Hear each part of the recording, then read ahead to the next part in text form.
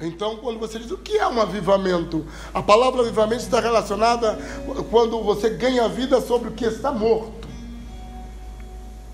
Quando uma igreja está morta, ela recebe a vida de Deus, isso é chamado de avivamento. Quando a sua fé está morta e que recebe a vida de Deus, isso é chamado de avivamento. E quando o Senhor Yeshua, Jesus, ele foi ressuscitado, ele apareceu para os seus discípulos. E quando apareceu para eles, a maioria deles estavam fechados dentro de uma casa com muito medo dos romanos e dos judeus. Porque parecia que a fé e a confissão de fé estava fracassada, porque Yeshua havia morrido. E eles agora estavam num estado de medo. Uma das coisas que precisamos entender, que o medo sempre vai travar o teu chamado, vai travar sua fé, vai travar suas experiências com Deus, vai travar as suas revelações, porque a presença de Deus não opera com medo. A Bíblia diz que o amor de Deus lança fora todo medo. Por isso, uma pessoa que se relaciona com Deus, a primeira coisa que ela ganha é coragem. Coragem para romper todos os limites. Por mais preconceituoso que pareça, embora não seja estranho, Jesus nunca saiu da Judeia. Todo o seu ministério foi para os judeus dentro da Judeia. Porém, ele pregava uma mensagem que estava transcendendo os limites da Judeia. Ele estava falando uma mensagem para o mundo. Porém, nunca saiu de um território. Uma pessoa que se relaciona com uma presença de Deus, a primeira coisa que ganha é coragem e a segunda é expansão. Porque o trabalho do Espírito Santo é gerar na tua vida coragem e expansão. Por isso, alguém que se diz estar cheio de Deus não pode ser terco ou limitado de pensamento, precisa ser amplo. Porque o Espírito Santo traz amplitude. O Espírito Santo traz plenitude. E como essa manhã cantamos tanto sobre o Espírito Santo, Atos 1:8 diz assim: mas recebereis poder ao descer sobre vós o Espírito Santo, e ser-me-eis testemunhas, tanto em Jerusalém, como em toda a Judeia e Samaria, até os confins da terra. Quando o Senhor disse isso aos apóstolos, ele falou depois que havia ressuscitado. E a primeira coisa é entender como podemos nos tornar uma testemunha. Existem duas palavras pontuais no Novo Testamento. A primeira é discípulo e a segunda é testemunha. Né? Discípulo é aquele que busca um ensino, um modelo de vida, que copia alguém, que pega aquela informação e traz para a sua vida. Testemunha é aquele que testifica do que viveu, da experiência que teve, do que se experimentou. Não é apenas uma relação teórica, é uma relação viva. Por isso as duas palavras do Novo Testamento são muito poderosas. Somos chamados para sermos discípulos e testemunhas. Quando o Senhor ressuscita, a primeira coisa que Ele faz é aparecer para os apóstolos. Entendemos que a base da nossa fé, ela está pautada na ressurreição. Por isso, toda a nossa movimentação de fé é uma movimentação sobrenatural. Porque a base da fé é a ressurreição. E como nós cremos que Cristo ressuscitou dos mortos ao terceiro dia, e apareceu glorificado por mais de 40 dias, falando aos seus apóstolos, Ele trouxe um evangelho de glorificação. E este evangelho de glorificação, ou glorificado, começa impartindo com eles uma coisa chamada Espírito Santo. Ele, quando viu simplesmente os discípulos e os apóstolos, disse: recebei o Espírito Santo.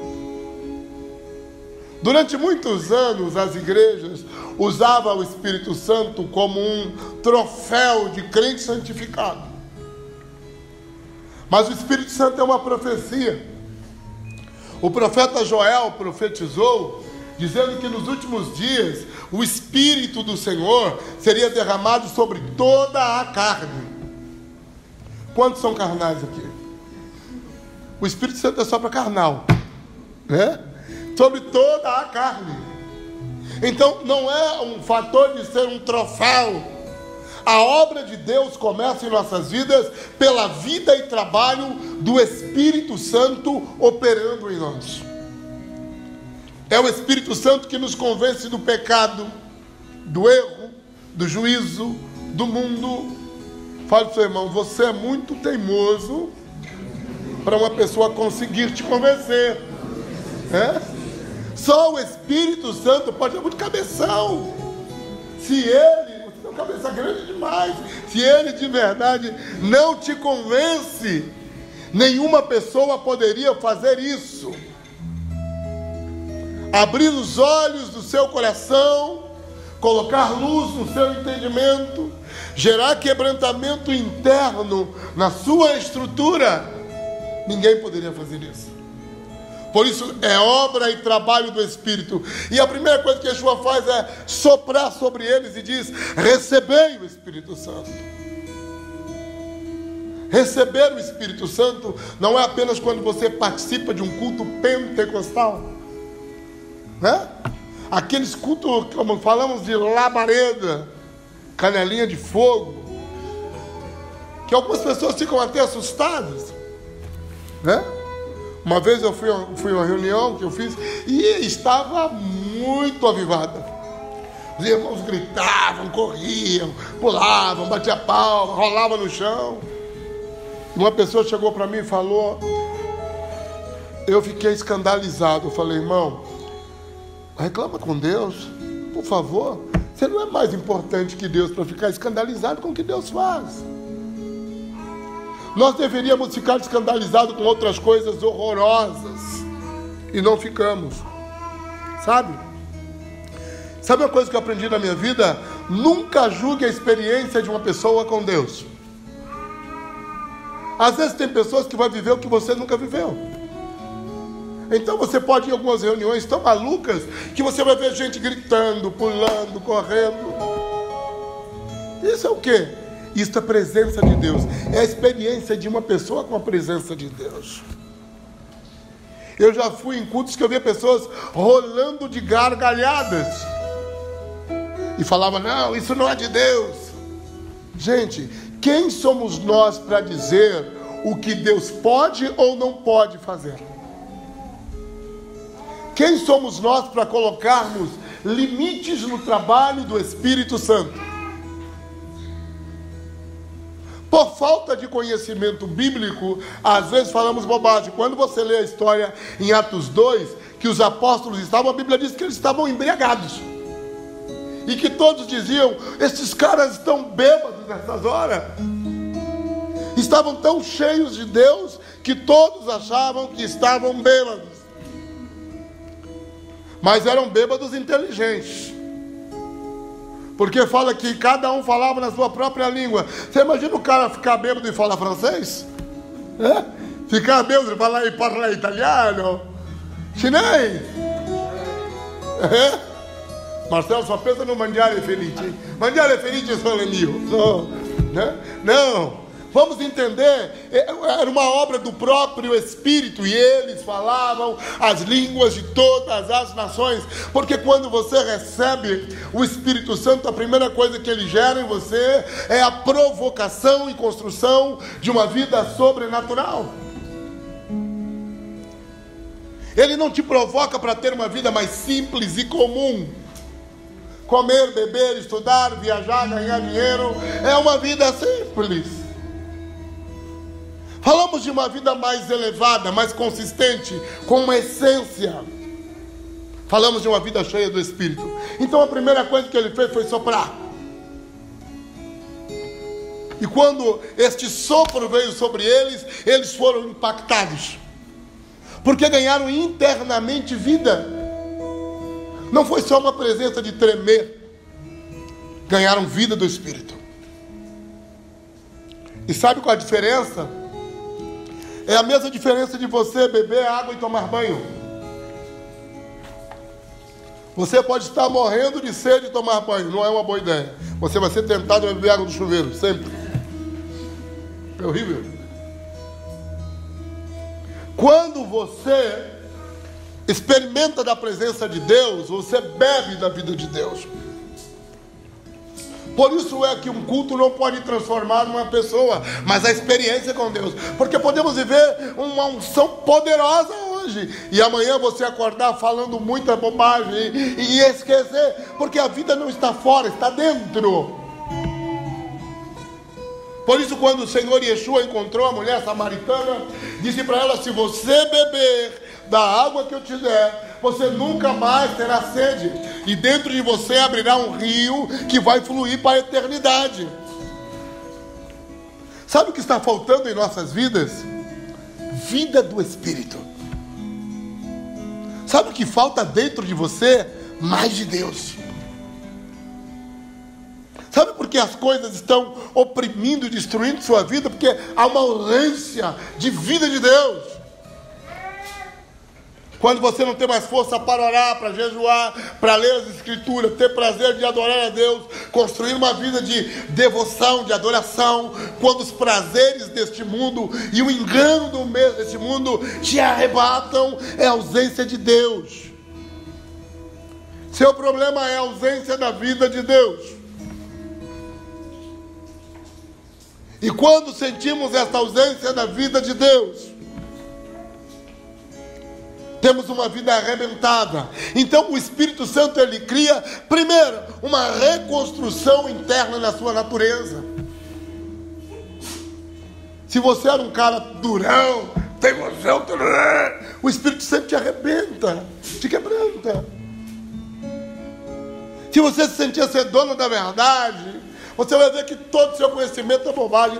Paulo era um homem mais inteligente do que todos nós juntos. Ele conheceu o Senhor e disse: eu considero lixo o meu conhecimento diante da revelação de Cristo.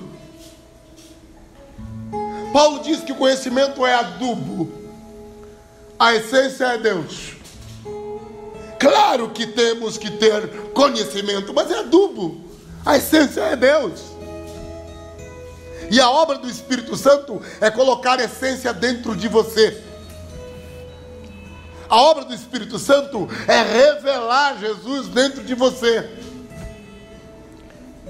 Então quando ele disse recebei o Espírito, eles foram regenerados. O que é regenerar? É uma nova vida, é mudar a vida, é trocar a essência, é ser feito uma nova pessoa. O que faz o Espírito Santo? Regenera, gera novamente. Regenerar é ser gerado novamente. Há momentos que a nossa fé precisa ser gerada novamente. Nossa experiência com Deus. Você já foi melhor do que você é hoje. Você já foi mais incendiado, mais vivo, mais comprometido, mais apaixonado. Sabe o que está faltando? Uma regeneração. Uma vida nova com Deus.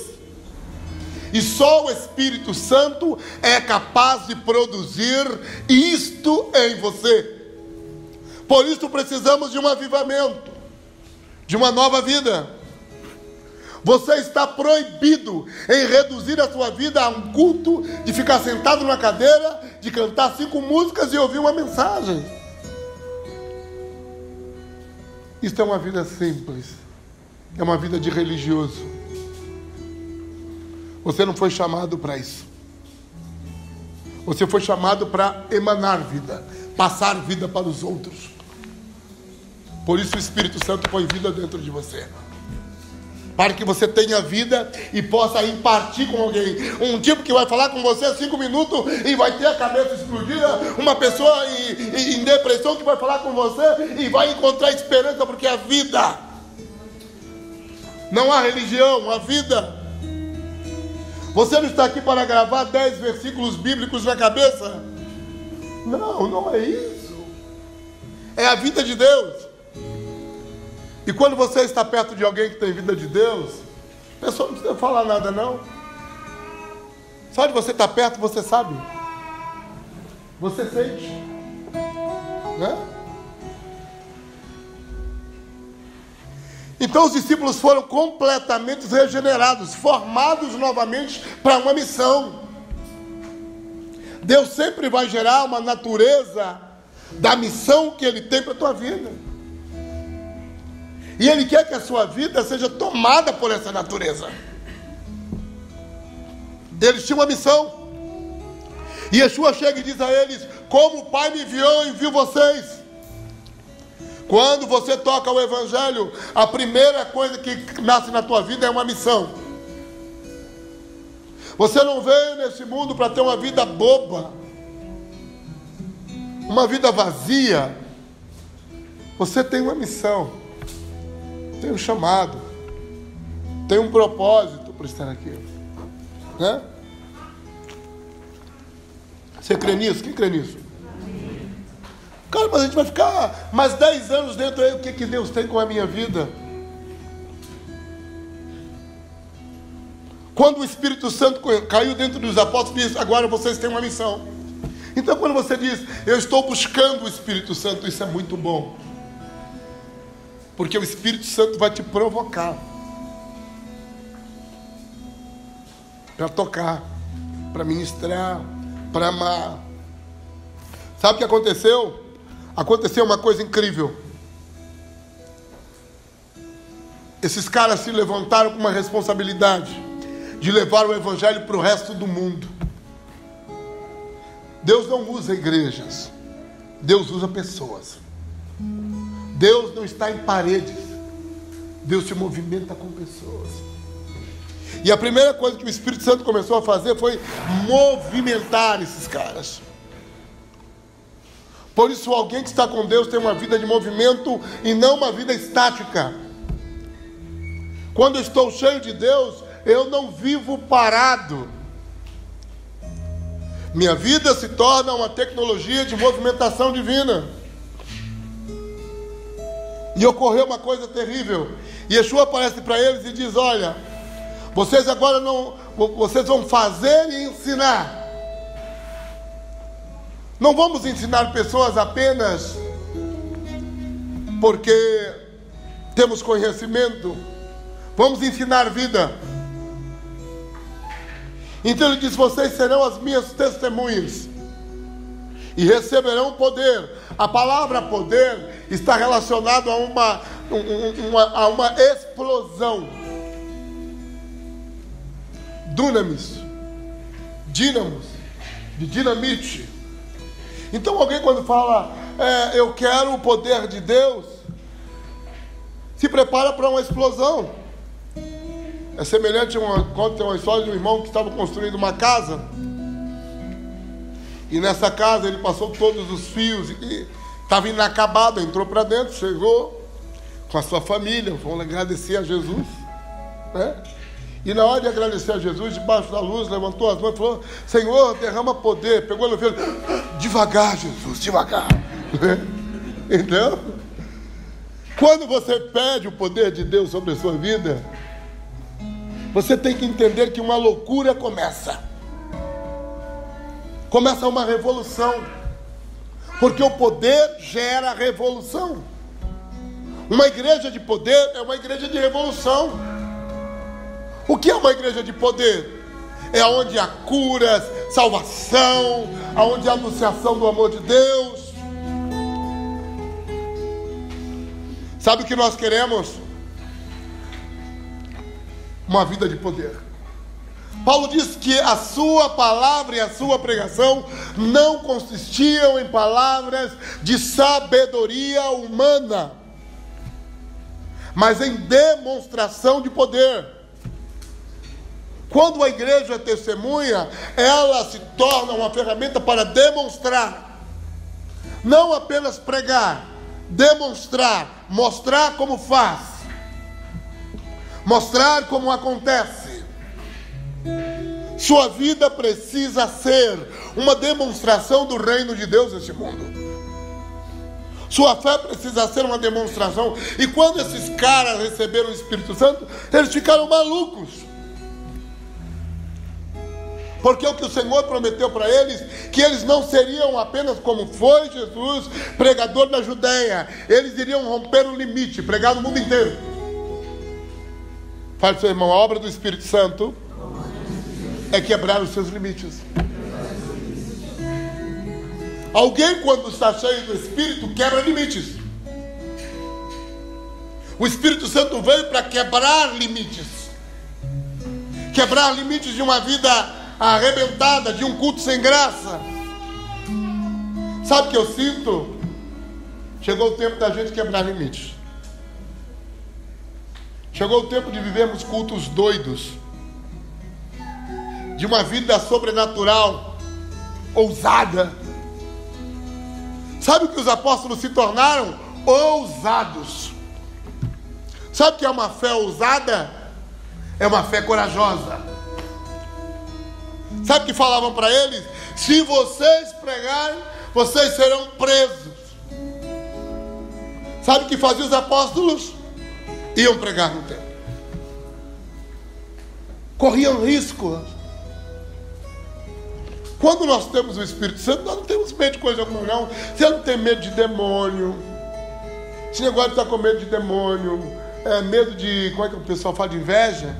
De gato preto, sexta-feira 13, Jason, tudo isso, né? Não, você não tem não. Isso acaba na tua vida. Ah, jogaram sal grosso na minha porta. Estão te convidando para um churrasco, fica tranquilo. É mais ou menos isso. Porque o Espírito Santo te dá poder, e o poder promove ousadia na sua vida.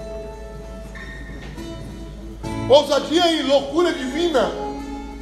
Porque o Evangelho, ao contrário do que pensamos, não é um Evangelho pacato, é um Evangelho de loucura celestial.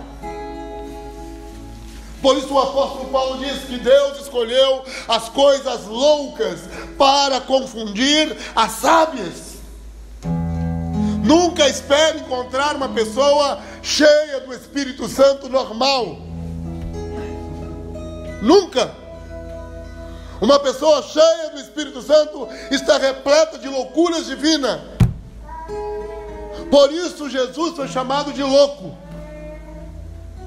Era cheio do Espírito Santo. E todos falavam porque ele quebrava limite.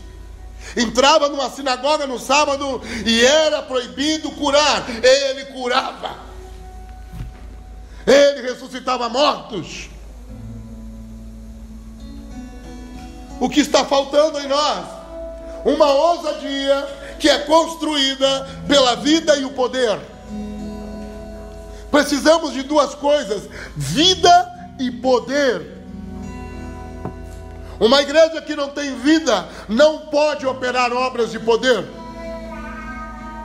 Um cristão que não tem vida não pode operar obras de poder.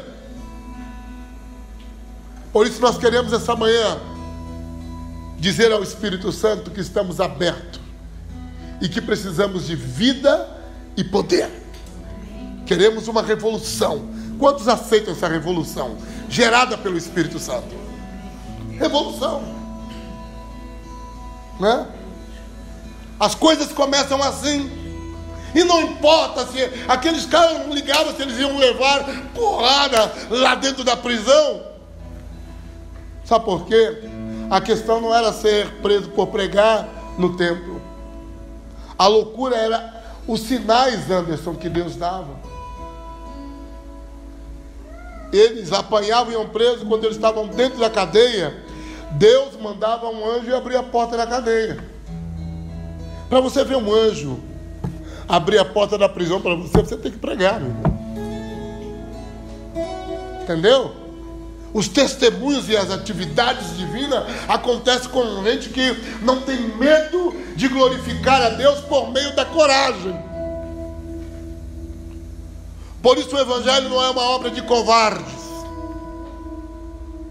Sabe, Rodrigo? Está na hora de pegar coragem. Sabe, Anderson? Coragem. Eu sinto que é um tempo de loucuras divinas. Sabe o que fez os apóstolos? Uma loucura.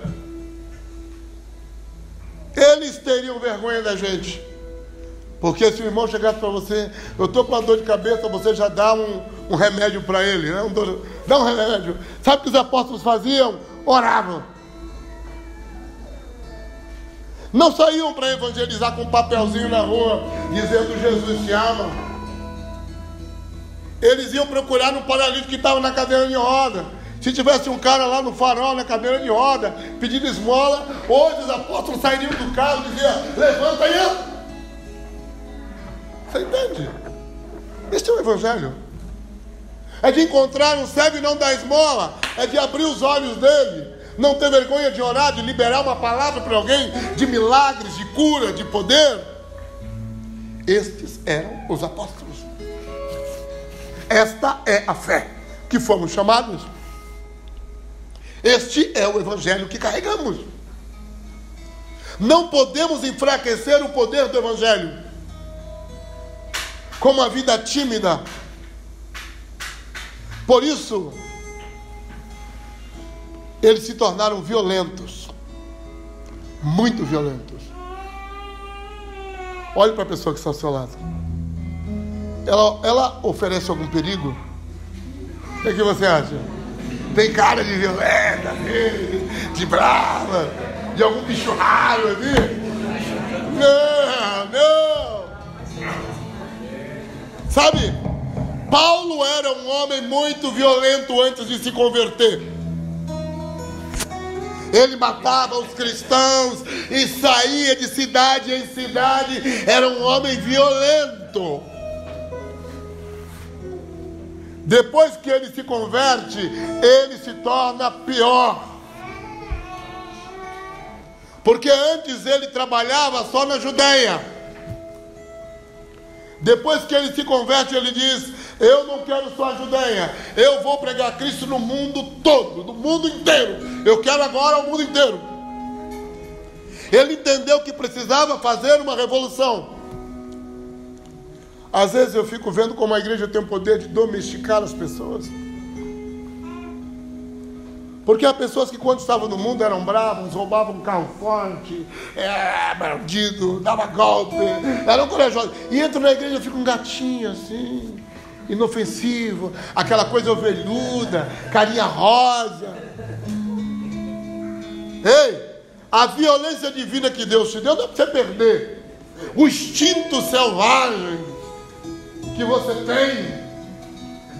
Eu sempre uso esse exemplo como o zoológico que tem em Luján, lá na Argentina. Tem um monte de bicho, tudo velho, domesticado, tem aquele leão enorme. Aí todo mundo tira foto com o tigre. Já foi uma fera, mas hoje é um gatinho. Pergunta ao seu irmão: o que aconteceu com você? Por que você está mole assim? Que vida mole é essa? Você não oferece nenhum perigo, nenhuma ameaça, nenhum sinal de transformação neste mundo. Parece que não existe nenhuma evidência de poder na sua vida. Sabe o que faz o Espírito Santo, o Evangelho? Resgata esse instinto selvagem divino sobre nós. Este poder para mudar o mundo, esse desejo de querer mudar as coisas, esse desejo de querer ser revolucionário, de começar um mundo novo, uma cultura nova, uma forma nova de fazer trabalho, uma família nova, uma empresa nova. Revolução.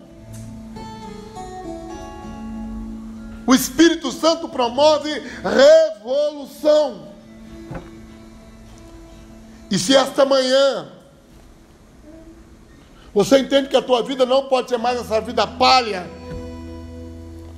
Você tem a oportunidade de pedir a Ele: corrija a minha vida, Espírito Santo. Eu preciso da tua vida. Eu preciso resgatar o meu lado selvagem. Os animais selvagens existem nas selvas. Talvez você já foi um leão, mas está dentro da jaula.